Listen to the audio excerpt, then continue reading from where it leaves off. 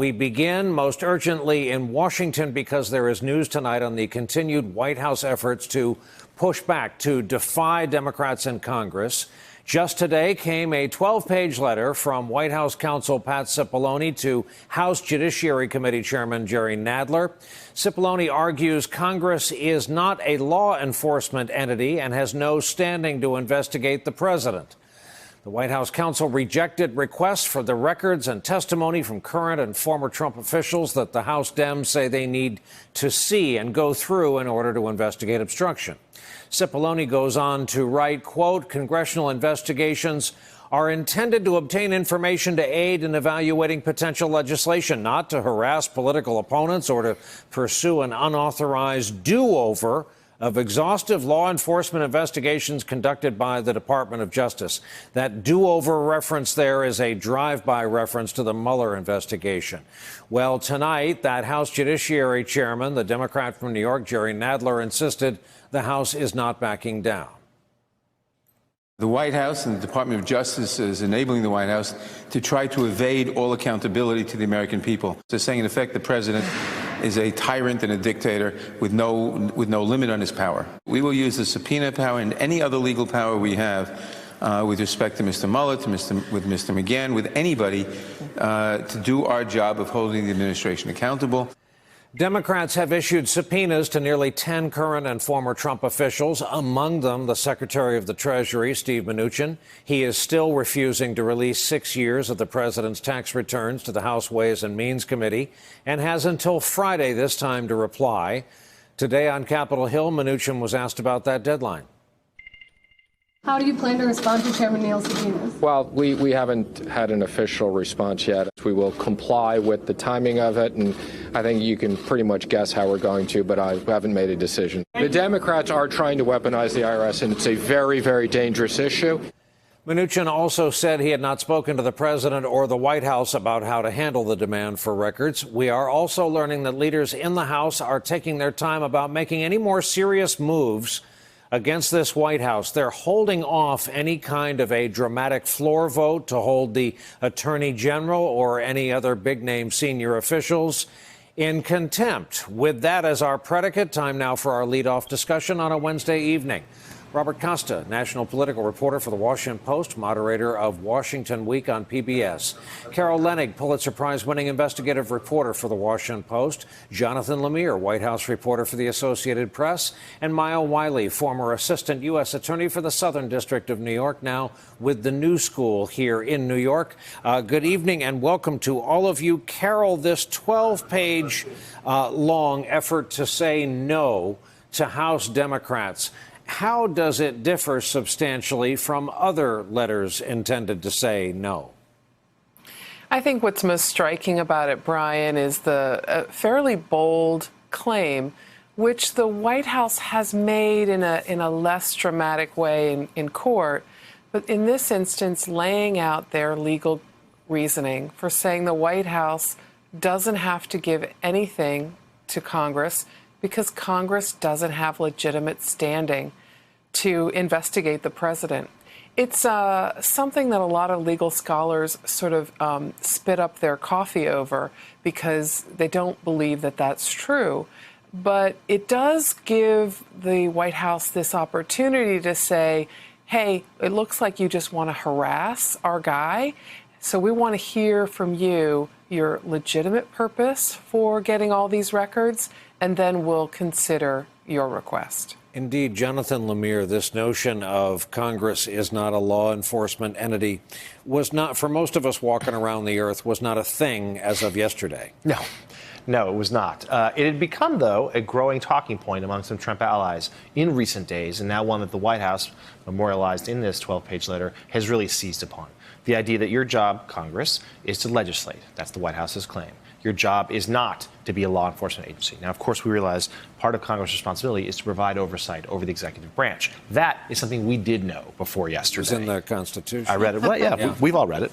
And that they're now saying, though, that with Congress, particularly, of course, the Democratic-controlled House of Representatives, is that they're saying it's partisan overreach. They're saying that, special counsel didn't deliver the verdict that you wanted. He didn't find that the president colluded with Russia. He did make a judgment on obstruction. So therefore, this is a double jeopardy, if you will. You're trying to get another bite at that same apple, and they're saying that that has crossed the line to being political harassment. Now, obviously, the Democrats are saying quite the opposite.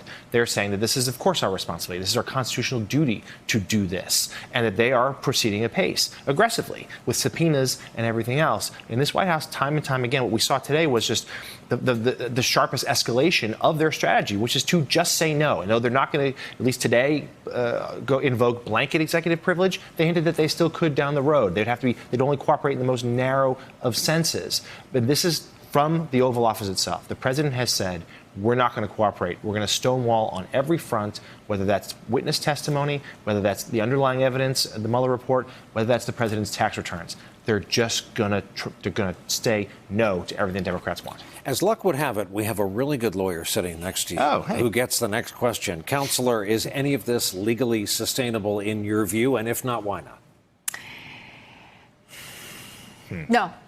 So, I mean, the short answer is no. I mean, it doesn't mean there aren't arguments that are valid arguments that can be made in certain circumstances, including you could imagine, certainly though the statute on tax returns is very explicit that says shall. That doesn't mean there aren't constitutional arguments about people's ability to say, but I'm not. It's just that they don't necessarily apply here, I think. But certainly you can make arguments. I think where it really gets complicated is Trump doesn't have any good arguments on this. Most of this is communications rather than Constitution. And that is the primary point here. You know, we've had previous administrations that have said we are not going to give you, Congress, these things you've asked for. In the context of the Obama administration and the gun walking case of Fast and Furious, where ATF, did a gun walking exercise to try to track guns into Mexico. Turned out they got used, killed a Border Patrol agent. The Republican Congress very aggressively started investigating the Department of Justice, ATF, ended up in a contempt, a vote against Eric Holder. But the point is, in this instance, Eric Holder and the Department of Justice had actually turned over a large amount of information and documents to Congress. It was only withholding some communications. Even in that case, court said, Amy Jackson Berman, you might remember from some of the Mueller cases, said, sorry, White House, sorry, Department of Justice, you do have to turn those over. Required litigation. But my point is, fighting about it is not what's anti-constitutional. It's fighting about everything. It's the absolute stonewalling and the refusal to acknowledge that Congress has any oversight authority, and the conflation of Robert Mueller's criminal investigation with congressional oversight. Congress's standard is not a criminal standard. Point of personal privilege, and that has to do with Robert Costa, who got to return to the state where he was educated in college, back home again in Indiana, where today they buried former Senator Dick Lugar, a rare Republican globalist, clearly from another era on Capitol Hill. And Bob, I'm asking because I know you happen to be the reporting pool on board Air Force Two with our vice president, Mitch McConnell, the majority leader in the U.S. Senate, and for good measure, the Chief Justice. What, if anything, did you glean about the status of the high-flying GOP? Quite a group on Air Force Two today. It was notable as the pool reporter to notice that Chief Justice Roberts sat away from the congressional delegation, was careful to not have any kind of interactions beyond a hello and a pleased to see you to the Vice President and Mrs. Pence. You could see, even though I did not speak to him, the Chief Justice was being quite careful, understanding the dynamic of a reporter watching and having this kind of group in the tight quarters of an airplane, Air Force Two.